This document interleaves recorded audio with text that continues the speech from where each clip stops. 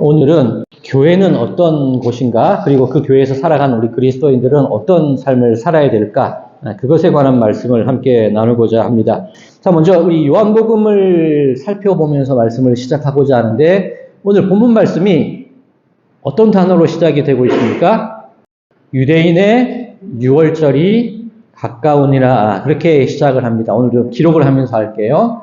그런데 유월절이라고만 말씀하셔도 되는데 굳이 유대인의 유월절이라고 성경은 증언하고 있습니다. 어떤 이유가 있겠죠. 자, 그럼 우선 유월절이라는 것은 어떤 절기입니까? 출애굽과 관련된 거죠. 애굽의 모든 첫 번째 태어난 것들이 죽임을 당하게 그 밤에 이스라엘 백성들은 문설주와 상인방에 어린 양의 피를 바르게 됩니다. 그러면 죽음의 사자가 그것을 유월 건너고 뛰어넘는 일이 진행이 되죠. 그래서 그 집안 아이들, 첫째 난 것들은 생명을 얻게 되는 그런 사건이 바로 유월절입니다. 자, 그러면 이 유월절 사건은 예수 그리스도의 십자가와 연결이 됩니다. 유월절 어린 양의 피로 애굽에 있던 이스라엘 백성들이, 히브리 민족들이 구원을 받았다면 어린 양 예수의 피로 이스라엘 백성들, 그리고 우리 모두가 죄와 죽음과 사망에서 구원을 받는 그 사건이 바로 유월절과 관련된 그런 절기입니다. 자, 그런데 오늘 요한복음 말씀에 의하면 이 유월절에 어떤 일들이 일어나고 있습니까? 예수님께서 예루살렘을 방문하십니다. 그런데 성전 안에 양과 소와 비둘기를 파는 사람들이 있었고 돈 바꾸는 자들이 있었다고 증언을 하고 있습니다.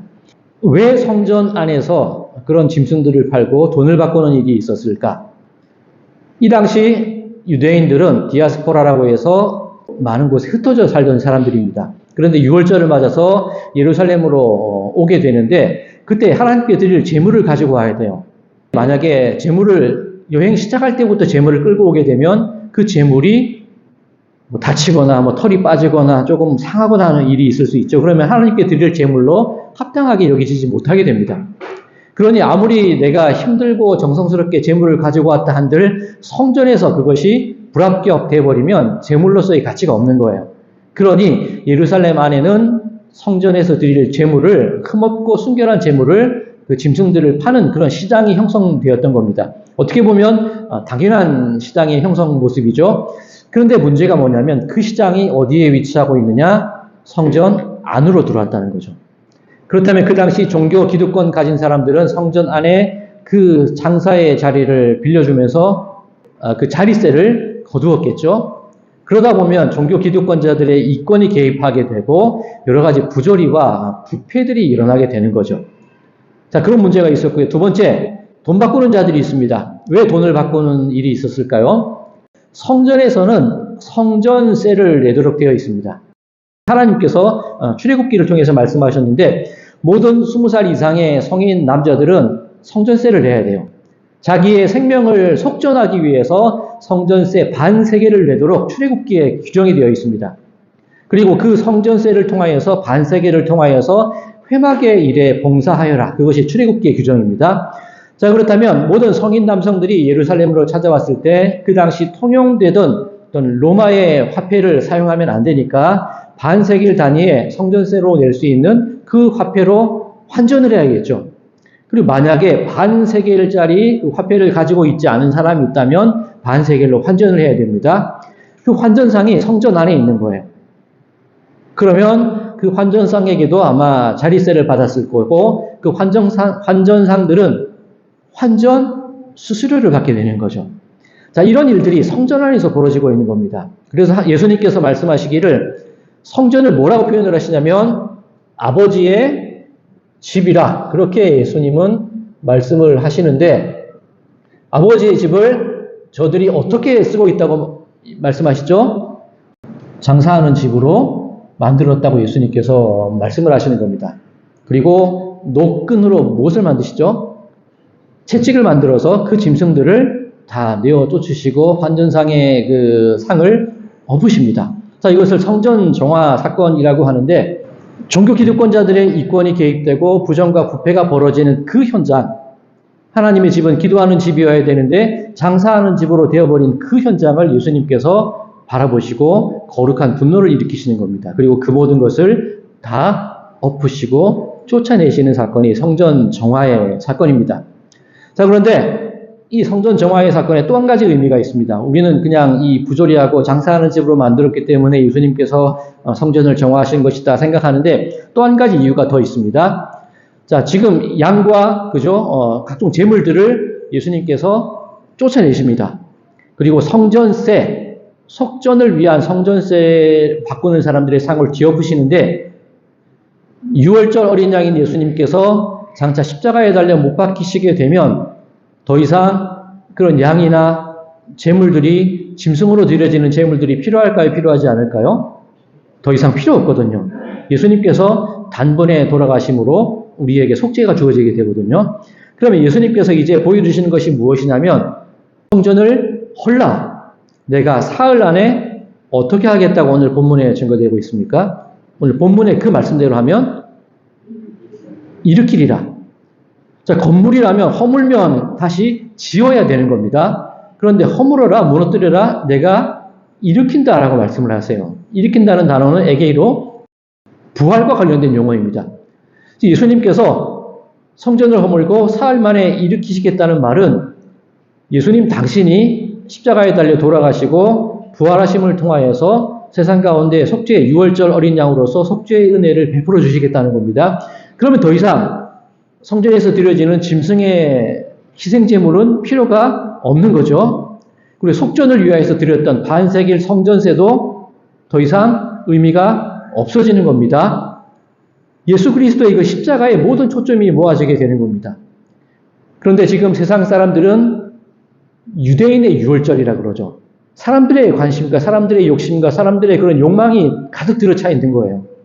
하나님의 집 성전이어야 되는데 예수 그리스도의 부활의 능력이 임해야 되는데 그곳은 온통 사람들의 욕심과 욕망과 그 모든 사람들의 각종 이권들이 개입된 곳으로 교회가 변질되어 버렸다는 겁니다. 그러니 예수님께서 이곳을 허물어 버리시는 거예요. 자, 제자들이 예수님의 그 모습을 보고 무엇이라고 말하냐면 오늘 17절이죠. 제자들이 성경 말씀에 주의 전을 사모하는 열심이 나를 삼키리라 한 것을 기억하더라. 자, 이 말씀은 시편 69편에 나와 있는 말씀입니다. 우리 나눠드린 자료에도 나와 있는데요. 자, 시편 69편 8절과 9절입니다. 제가 읽어드릴게요. 내가 나의 형제에게 객이 되고 나의 어머니의 자녀에게는 낯선 사람이 되었나이다. 누구를 의미할까요? 예수님께서 누가 내 어머니요 누가 내 형제냐라고 말씀을 하시죠. 예수님의 삶을 시편을 통해서 이미 말씀하고 계시는 거죠. 9절 주의 집을 위하는 열심히 나를 삼키고 주를 비방하는 비방이 내게 미쳤나이다. 자, 이 부분을 표준 세번역으로 다시 읽어드리겠습니다. 주의 집에 쏟은 내 열정이 내 안에서 불처럼 타고 있습니다. 주님을 모욕하던 자들의 모욕이 나에게로 떨어집니다. 지금 예수님의 마음이 어떻다는 상태죠? 내 안에서 불처럼 타고 있다는 거예요. 지금 부패한 성전을 향해 유대인의 유월절 그것을 향해 예수님의 마음은 불처럼 불타고 있습니다. 그리고 그런 이유로 인해서 예수님께서 고난당하시고 고통당하시고 그 죽음의 길로 걸어가시는 어떤 중요한 계기가 되었다는 거죠. 자, 그렇다면 이 요한복음 말씀을 통해서 우리가 알 수 있는 것은 성전의 잘못된 모습 그리고 예수님께서 장차 보여주실 성전의 모습이 어떤 것인지가 요한복음 말씀에는 극명하게 드러나고 있습니다. 자, 오늘 고린도 전서 말씀으로 넘어가겠습니다. 오늘 본문은 고린도 전서 18절에서 25절까지 말씀인데 이 이야기가 왜 증거되는가 그것을 살펴봐야겠죠. 그 앞구절이 고린도 전서 1장 12절에서 17절에 나와 있습니다. 자, 고린도 교회에 문제가 있어요. 어떤 문제가 있냐면 고린도 교회 내부에 파벌이 나누어져 있는 것이 고린도 교회의 문제라는 겁니다. 자, 어떤 파벌로 나누어 있었죠? 오른쪽 자료를 보시면 고린도 교회 내에 첫 번째 파가 누구 파가 있죠? 바울 파가 있습니다. 그리고 두 번째 파가 누구 파죠? 아볼로 파가 있습니다. 그리고 세 번째 파는 어느 파죠? 게바 파가 있습니다. 네 번째 파는 어떤 파가 있죠? 그리스도 파가 있습니다. 자, 바울이 스스로를 소개하는 말 중에 그런 것이 있습니다. 나는 글에는 능하나 말에는 졸하다. 그죠? 글은 잘 썼는데, 서신은 잘 썼는데, 말을 잘 못했던 것 같아요. 그런데 이 고린도 교회 가운데 바울을 따르는 사람들이 있었다는 것은 아마 바울의 어떤 글, 서신, 그런 것을 중심으로 사람들이 모였던 게 아닌가 하고 예상을 해볼 수 있을 겁니다. 자, 두 번째, 아볼로파가 있는데, 아볼로가 누구냐면, 사도행전에 보면 아볼로라는 사람이 등장을 하는데, 이 사람은 알렉산드리아 출신이고, 언변에 말을 잘해요. 말을 잘하고, 성경에 능한 자라. 그렇게 사도행전에 증언하고 있습니다. 그럼 이 아볼로라는 사람, 그 이름도 헬라식 이름을 쓰고 있는데, 헬라식 교육을 받았고, 당시 수사하게 능했던 사람, 말을 잘하는 사람, 그리고 당시에 지혜가 있었던 사람이 이 아볼로라는 사람입니다. 그러면 이 바울파 사람들은 바울의 어떤 기록물이나 바울의 어떤 그 교회를 개척했던 그 모습을 보고 따랐다면 아볼로를 따랐던 사람들은 무엇을 보고 따랐을까요?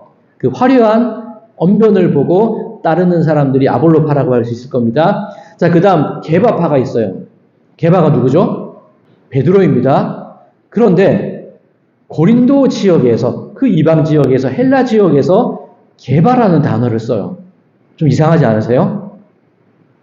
게바는 아람어죠. 게바는 반석입니다. 반석의 다른 말이 뭐죠? 베드로죠. 시몬 베드로가 헬라식 표현이라면 게바, 시므온이라는 표현은 유대식 표현입니다. 굳이 고린도 지방에서 게바라는 말을 쓰고 있다는 것을 볼 때 아마 이 게바를 따르는 게바파 사람들은 유대인의 전통에 묶여있던 사람들이었던 것 같아요. 그리고 네 번째, 그리스도파인데 우리 겉으로 보면 그리스도파 하면 예수님을 따르는 파였구나 생각하기 쉬운데 그냥 바울파, 아볼로파, 게바파가 있으니 그런 분파 중에 하나로 그리스도파가 자리를 잡은 거예요. 자, 그러면 고린도 교회 내에서 이런 네 가지 파가 있는데 이것이 잘못된 일일까요? 뭐 괜찮은 일일까요? 저 생각을 해봐야 될 것이 교회를 향하여 일치성과 다양성이라는 말로 교회를 표현을 합니다. 즉 교회는 한 교회예요. 예수 그리스도를 중심으로 예수 그리스도가 머리 되신 그 모임이 교회입니다. 그런데 교회가 일치된다고 해서 모두 똑같은 소리만 내야 됩니까? 교회 안에는 다양한 목소리가 나와야 돼요. 물론 다양한 목소리가 다른 것을 증거하면 안 되겠지만 예수 그리스도를 향한 일치된 목소리를 가지고 다양하게 표현될 수 있어야 되는 겁니다. 제자들이 예수님께 찾아와서 예수님, 우리 제자가 아니고 다른 사람이 예수님의 이름으로 귀신을 내쫓습니다. 저희가 금했습니다. 그럴 때 예수님이 뭐라 그러시죠? 금하지 말라는 거예요. 내 이름으로 그런 일을 하는 사람들이 우리에게 악한 일을 할 사람들이 없다는 거예요. 즉 교회 내에 다양한 목소리가 나오고 교회 내에서 다양한 파가 존재하는 것은 어떻게 보면 바람직한 일일 수 있습니다. 그런데 이 고린도 교회의 문제가 뭐냐면 달을 가리키는 손가락, 그런 예 들어보셨죠? 달을 가리킵니다. 그런데 무엇을 봐야 되죠? 달을 봐야 되는데 사람들이 무엇을 본다고요? 손가락을 본다는 거예요.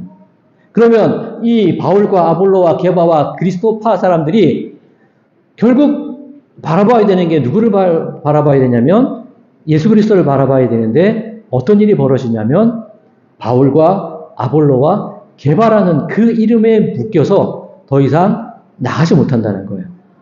그리스도를 보는 게 아니라 그리스도를 가리키는 손가락만 보고 있는 것이 이 고린도 교회의 문제였다는 겁니다. 이로 인해서 성도들이 낙심하게 되고 지치게 되고 교회가 흩어지게 되는 그런 일이 일어났다는 거죠. 이것은 오늘날 우리 교회에서도 많이 일어나고 있는 일입니다. 예수 그리스도의 이름과 하나님의 말씀이 선포되어야 되는데 오늘 목회자의 이름으로 선포되는 경우가 너무나 많아요. 진리가 선포되어야 되는데 한 사람의 개인의 의견이 선포되는 경우가 너무나 많더라는 거죠. 이것이 고린도 교회의 문제만이 아니라 오늘날 우리를 향한 경고의 말씀일 수도 있다는 겁니다. 이런 문제 속에서 사람들이 고린도 교회를 향하여서 비난하고 핍박하는 내용이 오늘 본문의 말씀입니다. 자, 유대인들은 무엇을 구한다고 되어 있죠? 유대인들은 표적을 구하고 헬라인들은 무엇을 구하죠? 지혜를 구한다는 거예요. 자, 표적이란 말 우리가 이제 매일 묵상을 통해서 몇 차례 말씀을 드렸습니다. 사람들이 표적을 구하는 거로 예수님께서 무엇을 의탁하지 않으셨다? 당신의 몸을 저들에게 의탁하지 않으셨다. 표적이라는 말의 원래의 뜻은 예수님께서 그리스도 되심을 나타내는 것이 표적입니다. 그런데 그 당시 사람들은 어떻게 그 표적을 바라봤죠? 기적, 뭔가 기이한 일들, 뭔가 증거가 될 만한 일들로 표적을 요구한다는 거죠. 자, 교회를 향하여서 사람들이 바라볼 때 예수 그리스도를 바라봐야 되는데 그 이외에 드러나는 뭔가 기이하고 신기하고 눈에 띌 만한 무언가를 요구하는 것이 교회의 모습이더라는 겁니다. 이를테면 이 교회 내에서 장사하는 것, 하나님의 예수 그리스도의 그 십자가가 증거되어야 되는데 십자가가 아니라 저들의 이권과 저들의 욕심과 저들의 욕망이 드러나는 이런 일들. 예수 그리스도의 어린 양 보혈이 드러나야 되는데 그 보혈이 아니라 교회를 운영하고 교회를 지배하고 있는 그 권력자들의 기득권이 유지되는 것, 이런 일들이 예수님 시대의 성전에서, 고린도 교회에서, 오늘날 우리들의 교회에서 일어나고 있다는 거죠. 유대인들은 표적을 구합니다. 헬라인들은 무엇을 구하죠? 지혜를 구하죠. 지혜를 향한 갈급함이 있는 것이 헬라 사람들이었어요. 그래서 얼마나 이성적이냐, 지혜롭냐, 언변에 능하냐, 이 아볼로처럼 얼마나 수사하게 뛰어나느냐, 그것이 저들의 삶의 기준이었다는 거죠.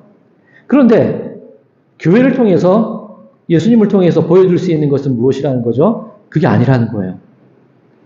유대인들은 표적을 구하고 헬라인들은 지혜를 구합니다. 그런데 우리가 저들에게 보여줄 수 있는 유일한 것이 무엇이라는 거죠? 우리가 보여줄 수 있는 것은 예수님의 십자가밖에 없다는 거예요.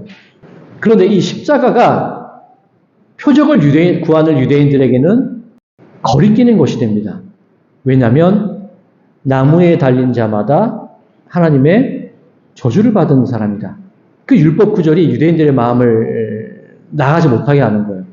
표적을 구하되 십자가는 거리끼는 것이 되었고, 헬라인들은 지혜를 구합니다. 그런데 그 지혜를 구하는 헬라인들에게 이 십자가라는 형틀, 지금이야 우리는 어떤 기독교의 상징으로 십자가를 바라보지만 이 당시에 십자가는 사형 형틀이거든요. 끔찍한 사형 형틀이거든요. 그리고 로마인들에게는 십자가형을 집행하지 않습니다. 이방인들이나 어떤 반란을 일으킨 사람들이나 그런 사람들에게 주는 형벌이 십자가거든요. 그러면 헬라인들, 지혜 있는 사람들, 그 사람들의 눈에는 십자가라는 것은 정말 끔찍하고 미개한 형벌 도구에 지나지 않는다는 거예요. 그런데 바울이 오늘 본문 말씀을 통하여서 결론적으로 하고 있는 말씀이 무엇이냐면, 유대인들에게는 거리끼는 것이 되고 헬라인들에게는 부끄럽고 미련하고 미개한 일로 여겨지는 그 십자가가 있는데, 그것이 우리 교인들에게는 어떻게 여겨지느냐? 오늘 고린도전서 1장 24절입니다. 오늘 설교의 제목이기도 한데요. 우리 24절 함께 읽을까요? 시작. 오직 부르심을 받은 자들에게는 유대인이나 헬라인이나 그리스도는 하나님의 능력이요 하나님의 지혜니라. 아멘. 누구에게는? 부르심을 받은 자들에게는. 여기 앉아 계신 분들 왜 이 자리에 앉아 계실 수 있으시죠? 부르심을 받았기 때문에 이 자리에 앉아 계시는 겁니다. 누군가에게는 저주의 형틀로 보이고 누군가에게는 미개하고 미련한 일들로 보이지만 그 십자가가, 그 피가 나에게는 은혜가 되고 내 죄를 사해 주시는 하나님의 사랑이 되고 나를 이렇게 살아가게끔 하는 힘이 되고 나를 살아가게 하는 동력이 되는 것이 십자가라는 거죠. 사람들은 뭐라고 말할지 모르지만 부르심을 받았다는 믿음의 확증이 있는 나에게는 오직 저것만이, 오직 십자가만이, 그 피만이 나를 살리고 나를 움직이게 하는 힘이 됩니다라는 그런 고백인 겁니다. 자, 오늘 출애굽기 말씀, 십계명 말씀입니다. 십계명 중에 무엇을 가장 중요하게 봐야 된다고 말씀을 드렸습니까? 나 외에 다른 신을 섬기지 말라, 다른 형상을 만들지 말라. 그런 것들이, 그런 계명이 무엇이 가장 우선시 되어야 된다고 말씀을 드렸죠? 나는 너희를 종되었던 애굽에서 인도하여 낸 여호와니라. 왜 하나님 한 분만 섬겨야 됩니까? 400년 넘게 애굽에서 종로로 타던 사람들은 다양한 다신적인 상황 가운데 살았어요. 장차 출애굽하고 가나안으로 들어가야 될 출애굽 다음 세대들은 가나안 땅에 있는 수많은 이방 잡신들의 속에서 살아가야 되는 겁니다. 그런데 한 가지 분명한 것이 무엇이냐면 그들에게는 어떻게 여겨질지 모르겠지만 우리는 하나님께서 나를 그 모든 죄악과 죽음과 혼란한 세상의 여러 잡신들 가운데서 나를 인도하여 냈다는 거예요. 불러내셨다는 거예요. 그러니 우리들에게는 다른 신이나 다른 세상의 전통이나 세상의 흥미나 그것이 우리들에게는 아무런 의미가 없고 다른 형상을 만들 필요도 없어지는 거죠. 왜? 하나님이 인도하여 내셨고 하나님이 불러주셨고 하나님이 우리로 이 자리에 있게 해 주셨기 때문에 그 세상의 다른 것들은 아무런 의미도 없고 오직 우리에게는 저 피가 많고 저 미련해 보이고 거리끼는 이 십자가만이 우리들의 삶의 온전한 기준이 되고 유일한 삶의 목적이 된다는 그런 의미가 되는 겁니다. 자, 그런데 오늘 이 고린도전서에서 또 문법적으로 살펴봐야 될 것이 무엇이냐면 24절에 부르심을 받은 자들이라고 말씀을 드렸는데 이 단어가 복수형으로 쓰여져요. 그러면 하나님께서 한 번 딱 불러서 우리가 바로 알아들었다는 얘기인가요? 하나님께서 우리를 부르실 때 부르고 또 부르셨다는 의미입니다. 우리가 미련해서 우리 마음에 거리낌이 있어서 저 십자가 그 끔찍하고 미개한 것들에 대한 그런 불편한 마음이 있어서 여전히 세상 가운데 있고 여전히 애굽 가운데 있고 여전히 그런 죄악 가운데 머물러 있는데 하나님이 우리를 부르고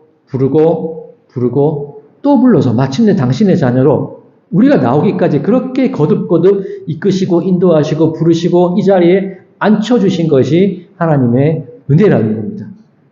우리가 이 자리에 있을 수 있는 것 부르고 또 부르신 하나님의 부르심이 있기 때문에 우리가 이 자리에 있는 것이고 그 때문에 십자가가 우리에게 의미가 있는 것이고 그 보혈이 예수님의 그 죽음이 그래서 나에게 감독이 되고 감격이 되고 나에게 생명이 된다는 그 말씀을 하고 계시는 겁니다. 고린도전서 오늘 1장 18절 십자가의 도가 멸망하는 자들에게는 미련한 것이요 구원을 받는 우리에게는 하나님의 능력이라. 부르고 또 부르신 하나님께서 그 십자가를 통하여서 우리에게 능력을 허락해 주신다는 거예요. 우리가 살아가야 될 세상은 어떤 세상입니까? 어떻게 보면 우리는 이 세상 가운데 살아가는 거예요. 교회를 향한 비판이라고도 할 수 있지만 우리가 살아가는 삶의 환경이 이런 곳이라는 거예요. 온갖 이권과 예수님의 그 이름을 통하여 무언가 얻고자 하는 그 마음들, 그리고 예수님을 바라본 것이 아니라 손가락 가운데 나의 명예와 누군가의 어떤 인기와 그것으로 번복이 된 이 혼란한 세상 속에서 우리가 살아가야 되는데 이 세상에서 우리가 이런 모습을 이기고 승리할 수 있는 까닭이 무엇이냐? 누군가에게는 미련한 것이고 누군가에게는 거리낌이 되는 이 십자가가 우리 삶의 힘이 되어서 이 세상 속으로 들어갔을 때 우리로 하여금 견디고 버티고 이기게 하는 힘이 되고 능력이 된다는 말씀이라는 겁니다. 자, 제가 한 구절 더 준비했습니다. 고린도전서 3장 18절, 16절 말씀이죠. 고린도전서 3장 16절 우리 함께 읽으실까요? 시작. 너희는 너희가 하나님의 성전인 것과 하나님의 성령이 너희 안에 계시는 것을 알지 못하느냐. 누가 성전이죠? 우리가 성전이에요. 유대인의 성전도 아니고 장사하는 집도 아니고 파벌로 나누어진 그 손가락에 가리워진 것도 아니고 바로 우리가 성령이 거하는 하나님의 성전이고 우리가 그 모든 십자가의 능력을 가지고 세상을 향해 나가는 우리가 하나님을 모시고 살아가는 그런 귀한 하나님의 집이 된다는 얘기입니다. 그럼 우리 성도들의 삶은 어때야 됩니까? 우리 그리스도인들의 삶의 모습은 어때야 됩니까? 자칫하면 우리들의 삶 속에도 이런 모습들이 나타날 수 있다는 거죠. 그러면 우리는 오로지 십자가의 능력만을 의지해서 내가 드러나고자 하고 이익을 얻고자 하고 예수 그리스도가 아니라 다른 것이 드러나고자 하는 내 마음이 있다 할지라도 우리가 의지할 것은 아버지의 집, 성전, 십자가, 그것이 내 삶을 이끄는 내 삶의 가장 기준이 되고 표준이 되어서 이 삶 속에서, 이 세상 속에서 승리하며 나아가야 된다는 그 본면이 오늘 본문의 말씀인 줄로 믿습니다. 여러분들이 성전 되심을 믿으십니까? 세상 사람들이 뭐라 하든지 우리는 부르심을 입은 자들임을 믿으십니까? 십자가라는 것이 세상의 눈에는 어떻게 비친다 할지라도 나에게 능력이 되심을 믿으십니까? 그렇다면 우리는 그것이 힘이 되어서 세상 가운데로 나아가서 여전히 이기고 승리하며 살아갈 수 있게 되는 줄로 믿습니다.